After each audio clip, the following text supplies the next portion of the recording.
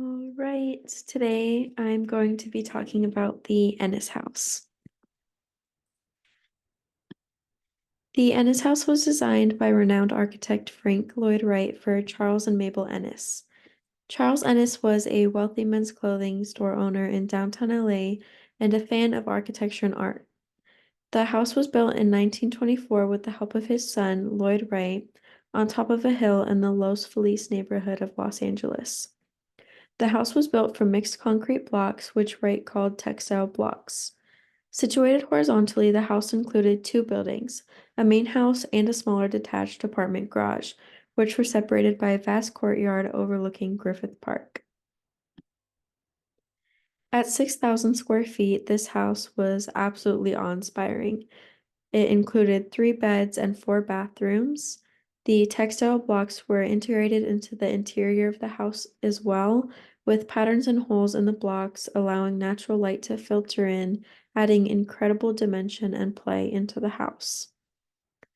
Marble floors were included throughout the entire home, and the living areas like the kitchen, living room, bedrooms, and bathrooms were all located on the eastern lower end of the main house, whereas on the north side there was a window-lined loggia.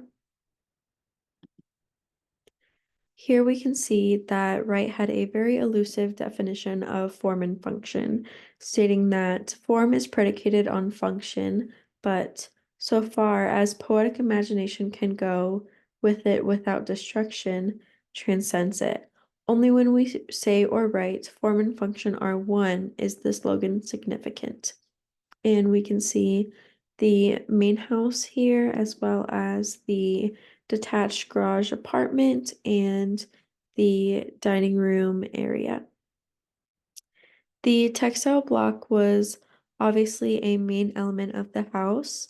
The blocks were made mostly from concrete, which was a new material in the 1920s.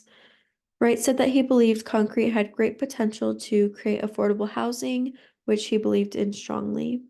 The blocks were made from a mix of concrete, decomposed granite, and sand from the site where the house was built.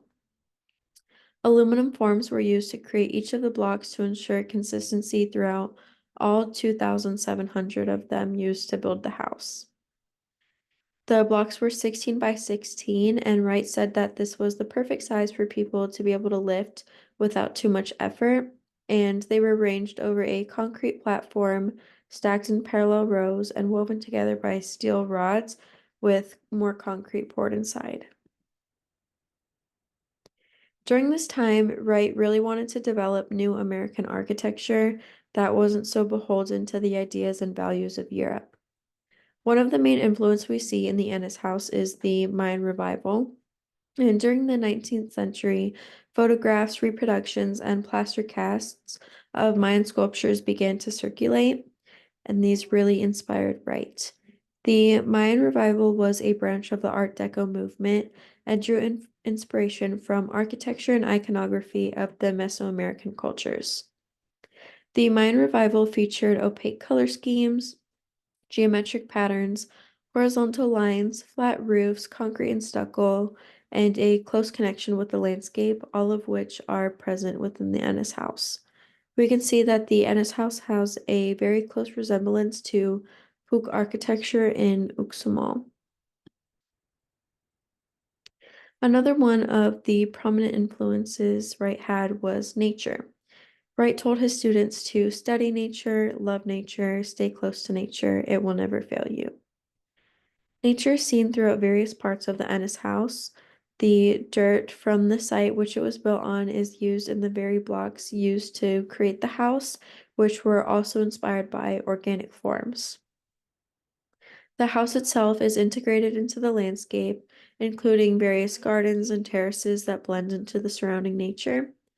The house was made so that you can enjoy nature from within, with many openings, windows, and outdoor areas.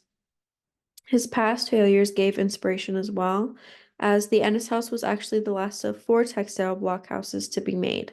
In the original one, wood forms were used to create the textile blocks and was a failure as they made the blocks that were inconsistent and uneven. This inspired him to use aluminum forms to create the blocks instead. Within the blocks, some patterns seem to form a stylized G or a Greek key design that is believed to represent the Masonic order that Wright belonged to.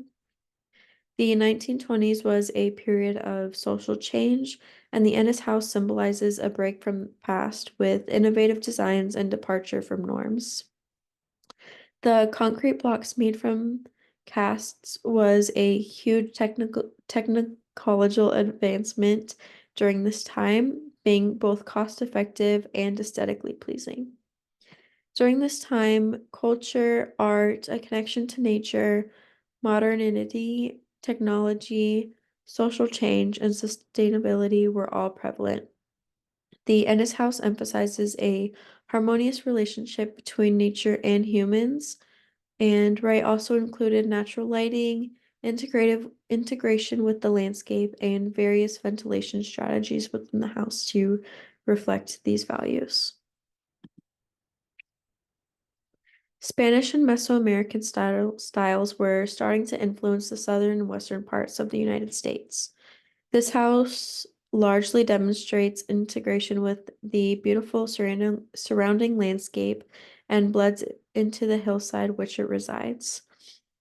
Hot climate and seismic activity played a role in the design of the house as well. Concrete and stucco are among the best materials for heat and cooling control in hot climates, and steel is one of the strongest and most commonly used materials, especially in California, where earthquakes often devastate the area.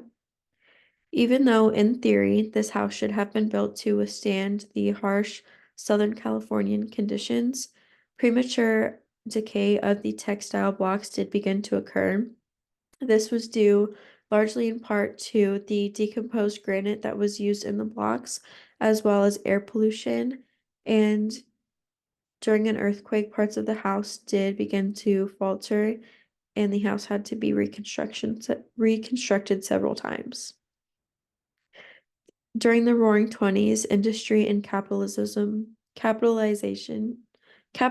were booming. The creation of Henry Ford's factory line was changing the world, and in big cities like Chicago and New York, towering skyscrapers were being built. Hundreds of thousands of people were moving to LA by automobile in the 20s. However, the Ennis House doesn't really align with what was occurring throughout the rest of the country during this time.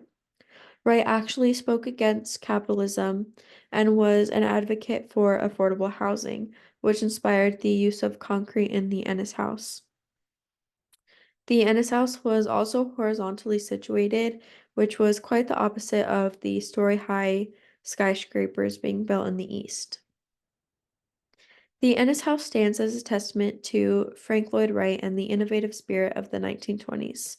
Its geometric patterns, inspired by nature and adorned with intricate details, have not only left in a mark on the architectural landscape, but have also inspired subsequent generations of designers and builders. Frank Lloyd Wright's daring departure from traditional construction methods have sparked a legacy of experimentation and creativity. The Ennis House has actually found a second life, and its distinctive design have created a cinematic allure and has made it a sought-after location for filmmakers. It has multiple appearances in iconic films such as Blade Runner, Buffy the Vampire Slayer, and Day of the Locust. The Ennis House has become a cultural icon and a symbol of architectural grandeur. Thank you.